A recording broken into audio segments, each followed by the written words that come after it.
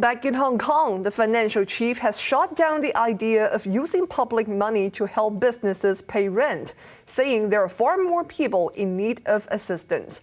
Paul Chan also predicted negative growth for the first quarter of the year as COVID wreaked havoc on the SAR economy. Here's Chloe Feng again.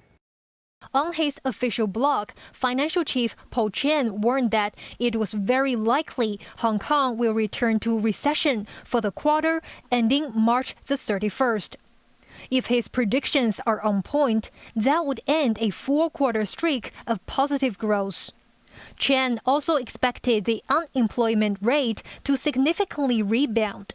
He was, however, confident that as soon as the epidemic is under control, the city will soon regain its growth momentum. But before that happens, authorities have proposed a raft of measures to alleviate people's burden. One of them is a proposed law which will allow tens of thousands of businesses to be in arrears for 3 months. That drew the ire of landlords, who in turn suggest the government subsidize rents for struggling tenants. But Chan shot down the bold idea. Would the whole society accept using public funds in this way when many grassroots residents are also facing tremendous pressure on expenses? He asked. Pointing to another round of consumption vouchers and government-backed personal loans, Chen said there are already relief measures from his latest budget.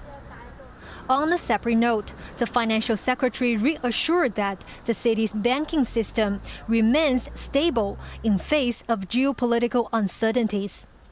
The capital adequacy ratio, which is a measure of a bank's capital base to its risk-weighted assets, stood at 20% for local banks. That, he said, was well above the minimum global standard of 8%, meaning the city's institutions are well equipped to meet challenges. Chloe Feng, HKIBC.